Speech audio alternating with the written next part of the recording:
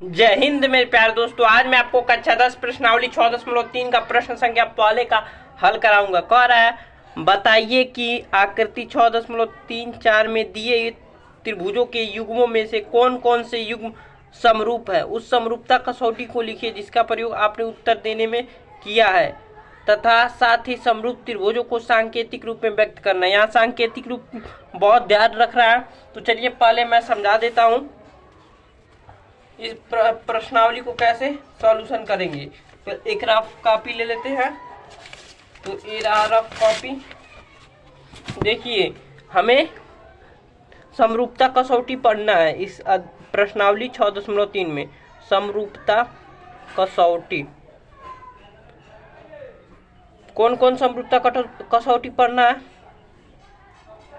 पहला पढ़ना है एंगल एंगल समरूपता कसौटी, एंगल एंगल समरूपता कसौटी। दूसरा पढ़ना है एंगल एंगल एंगल समरूपता कसौटी और तीसरा पढ़ना है SAS साइड एंगल साइड समरूपता कसौटी और चौथा पढ़ना है हमें SSS समरूपता कसौटी, साइड साइड साइड समरूपता कसौटी। कोण कोण समरूपता कसौटी पढ़ना है, कोण कोण कोण समरूपता कसौटी पढ़ना है, भुजा कोण भुजा समरूपता कसौटी पढ़ना है और भुजा भुजा भुजा समरूपता कसौटी पढ़ना है।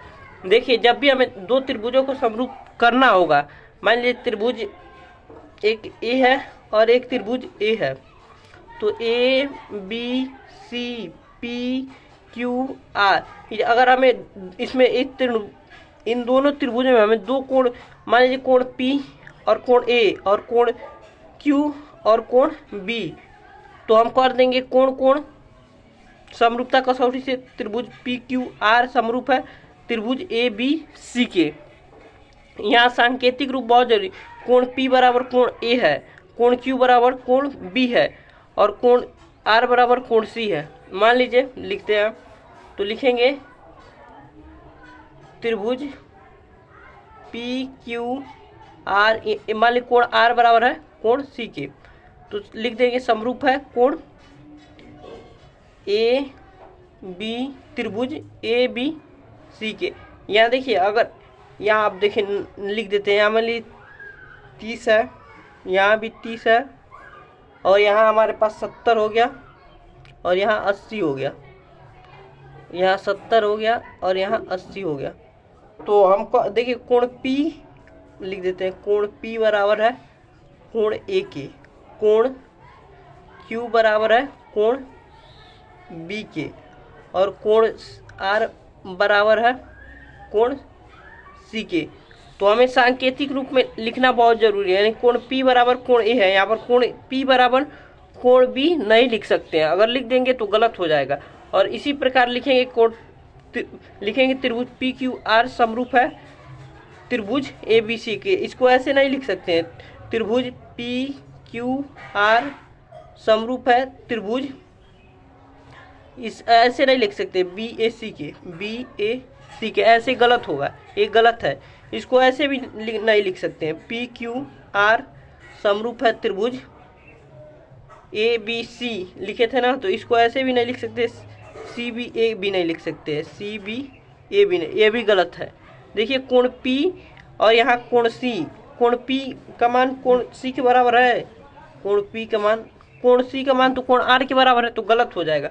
इसको ऐसे लिख सकते हैं त्रिभुज, मान लीजिए इसको ऐसे लिखते हैं RQP समरूप हो जाएगा त्रिभुज CBA के। इसको ऐसे लिख सकते, क्यों? क्योंकि कोण C का मान कोण R के बराबर, देखिए है, कोण B का मान कोण Q के बराबर है, कोण B का मान कोण Q के बराबर और कोण A का मान कोण P के बराबर। तो ऐसे लिख सकते हैं, ऐसे लिख सकते हैं, लेकिन ऐसे नहीं लिख सकते हैं।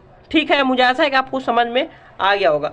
तो जब भी दो त्रिभुजों को हमें समरूप करना होगा, तो हमें कोण कोण से समरूप कह देंगे। अगर दो कोण किसी त्रिभुज में बराबर मतलब मिल जाएगा, हमें दिख जाएगा दो कोण बराबर है, तो हम कह देंगे ए, यानी कोण कोण समरूपता कसौटी से यह समरूप हो जाएगा। अगर तीन कोण बराबर हो जाएंगे तो कह देंगे ए समरूपता कसौटी से ए समरूपता समरूप हो जाएगा।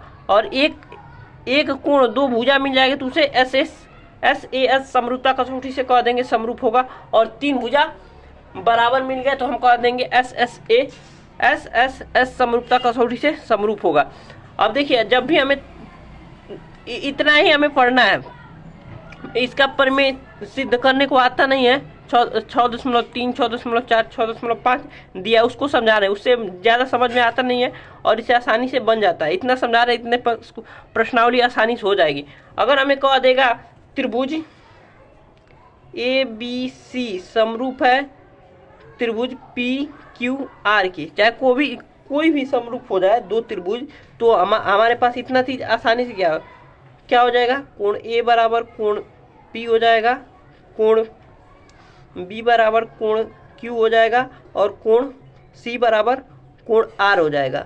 और इनकी सभी भुजाएं बराबर है, यानी कि ए बी बराबर हो जाएगा पी क्यू बराबर हो जाएगा बी सी बटा में क्यू आर और ए सी बराबर में हो जाएगा पी आर। तो देखिए जब भी हमें समरूप कह देगा प्रश्न में तो इतना से हमें आसानी से ज्ञात होगा।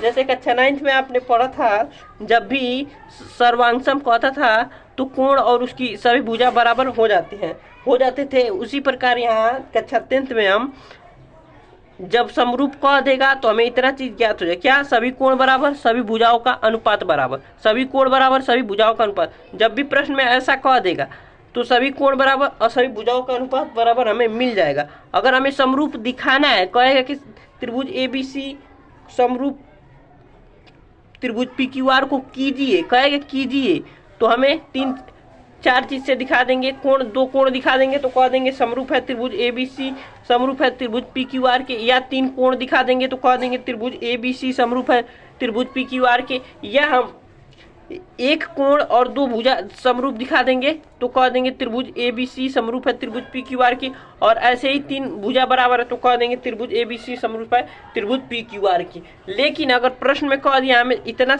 ये समरूप है, कह दिया है समरूप है, तो हम इतना चीज हमें फ्री में मिल जाएगा। क्या क्या, कोण ए बराबर कोण पी, कोण बी बराबर कोण क्यू, कोण सी बराबर कोण आर और संगत भुजाओं का अनुपात बराबर मिला। मुझे आशा है कि आपको समझ में आ गया होगा बहुत आसानी से, बहुत मजे से। चलिए प्रश्नावली का प्रश्न संख्या पहले का हल करते हैं। यह इतना बेसिक आना बहुत जरूरी, एक बार और समझा देते हैं। जब भी समरूप कहेगा दर्शाने के लिए तो हम 2 कोण दिखाकर समरूप कह देंगे, 3 कोण दिखाकर समरूप कर देंगे, 1 कोण 2 भुजा दिखाकर समरूप कर देंगे और 3 भुजा दिखाकर समरूप कर देंगे। अगर समरूप दिया है तो हमें इतना चीज ज्ञात हो जाएगा अपने आप, ठीक है। तो चलिए स्टार्ट करते हैं प्रश्न। अब कह रहा है, एक बार और पढ़ दे, बताइए कि आकृति 6.34 में दिए त्रिभुजों के युग्मों में से कौन कौन से युग्म समरूप है। उस समरूपता कसौटी, यानी अभी मैंने बताया ना समरूप ए ए और ए और एस ए एस और एस एस एस, अभी हमने 4 समरूपता कसौटी बताया, उसी वही कह रहा है। लिखिए जिसका प्रयोग आपने उत्तर देने में किया है तथा साथ ही समरूप त्रिभुजों सांकेतिक रूप में व्यक्त कीजिए। जैसे हमने नहीं बताया कि ऐसे लिखने पर गलत होगा, ऐसे लिखने पर सही होगा, उसी को कह रहा है सांकेतिक रूप में व्यक्त कीजिए। तो चलिए स्टार्ट करते हैं। सबसे पहले प्रश्न दिया है हमारे पास, एक दिया ए बी सी और पी क्यू आर, तो लिखेंगे सबसे पहले लिख देंगे हल लिखेंगे और लिखेंगे दोनों त्रिभुजों में, दोनों त्रिभुजों में देखिए कोण ए बराबर है कोण पी के, कोण ए बराबर है कोण पी के, कितना है 60 डिग्री दोनों, और कोण बी बराबर है कोण क्यू के 80 डिग्री है, और कोण सी बराबर है कोण आर के, कितना है 40 डिग्री। तो लिख देंगे, देख रहे हैं सभी कोण बराबर हैं तो लिख देंगे, क्योंकि सभी कोण बराबर हैं तो लिख देंगे ए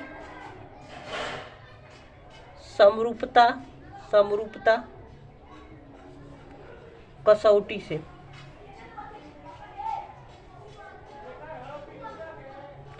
त्रिभुज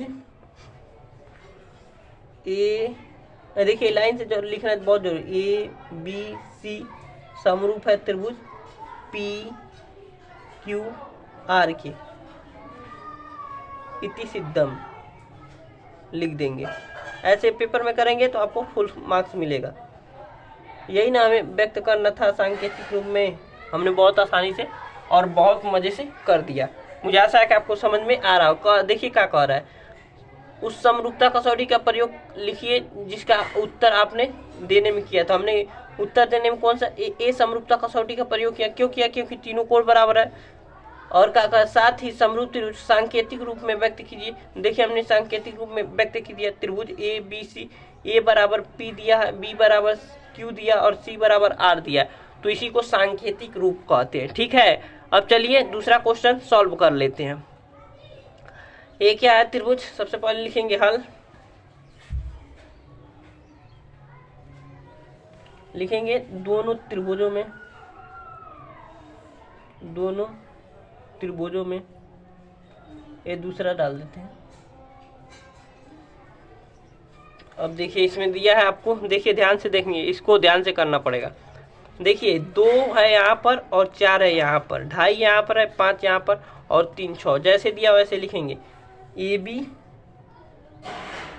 बट्टा में क्यू आर, ए बी बट्टा में क्यू आर।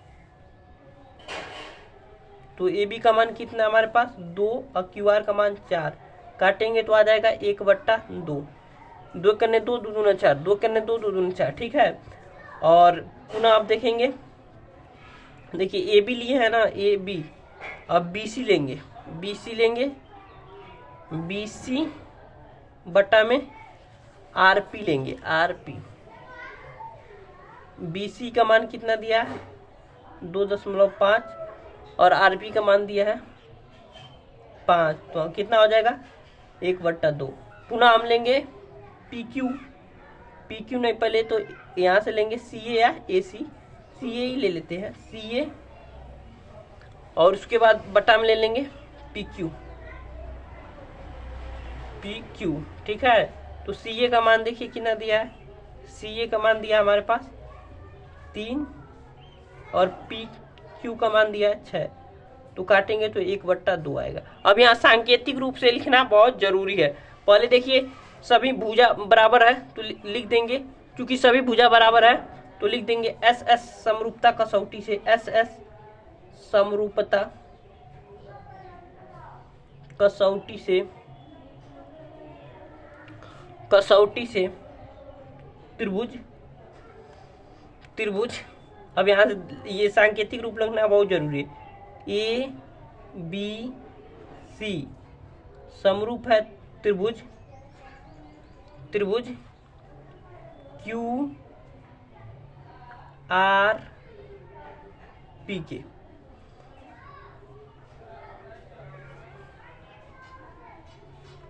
इति सिद्धम, इसी लिख देंगे, यहाँ पर लिख देंगे इति सिद्धम, चाहे आंसर लिख देंगे, दोनों सही है। ठीक है, ऐसे आप पेपर में कहेंगे आपको पूरा आंसर मिलेगा। आप देखिए यहाँ पर सांकेतिक रूप सही है कि नहीं। देखिए ए बी बटा में क्यू आर है ना, बी सी बटा में आर पी है ना, और ए सी या सी ए बटा में पी क्यू है ना। तो यही है सांकेतिक, पूरा बैठ रहा है। आप ऐसे नहीं लिख सकते त्रिभुज ए बी सी समरूप है त्रिभुज पी क्यू आर के, पी क्यू आर नहीं लिख सकते, पी क्यू आर, हाँ ऐसे नहीं लिख सकते हैं, क्योंकि गलत हो जाएगा। क्यों गलत हो जाएगा? क्योंकि देखिए पी क्यू आर, रुकिए यहाँ समझा देते रफ पर। अगर आप ऐसे लिख देते हैं त्रिभुज ए बी सी समरूप है त्रिभुज पी क्यू आर के, पी क्यू आर के, अगर ऐसे लिख सकते हैं तो देख सकते हैं ए बी बटा में पी क्यू। ए बी का मान कितना दिया है हमारे पास, ए बी का मान दिया है 2 और पी क्यू, पी और क्यू का मान आ जाएगा 6। तो यहाँ से 1/3 आ जाएगा। अब ऐसे ही आप करेंगे पुनः, देखिए अब बी सी बटा में यहाँ पर क्यू आर लिखेंगे, तो बी सी का मान कितना है हमारे पास, बी सी 2.5 है और क्यू आर का मान कितना है 4 है।